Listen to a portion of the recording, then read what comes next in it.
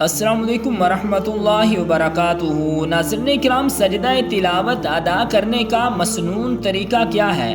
قرآن پاک میں 14 سجدے موجود ہیں جن کا ادا کرنا واجب ہے۔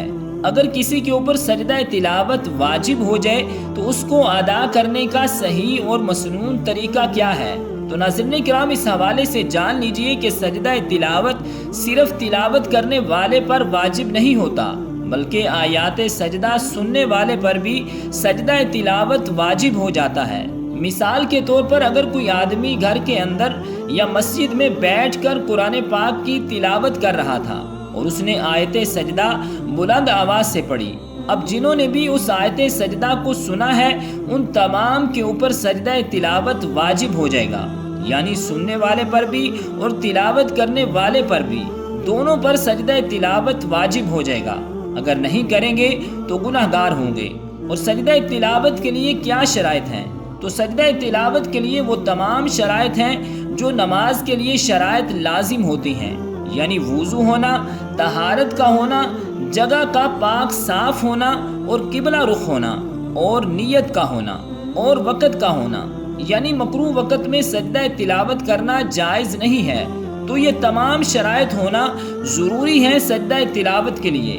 اور سجدہ تلاوت کرنے کا ایک مسنون طریقہ تو یہ ہے کہ آپ قرآن پاک کی تلاوت کر رہے تھے تو جیسے ہی آپ نے آیت سجدہ پڑھی تو آیت سجدہ پڑھنے کے بعد آپ نے قرآن پاک کو بند کیا اور وہیں پر سجدہ تلاوت کر لیا۔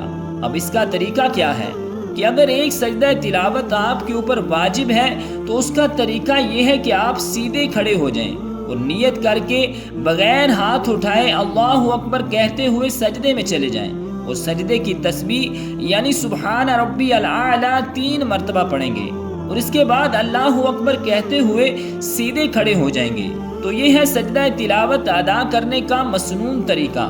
اور اگر بیٹھ کر کریں گے تو اس کا طریقہ کیا ہے؟ مثال کے طور پر آپ قرآن پاک کی تلاوت کر رہے تھے اور آپ نے آیت سجدہ پڑھی تو آپ نے قرآن پاک کو بند کیا اور وہیں پر بیٹھ کر آپ نے سجدہ تلاوت ادا کر لیا، تو یہ بھی جائز ہے۔ لیکن پہلا طریقہ یعنی سجدہ تلاوت سے پہلے بھی قیام کرنا اور بعد میں بھی قیام کرنا، یہ مستحب اور افضل ہے۔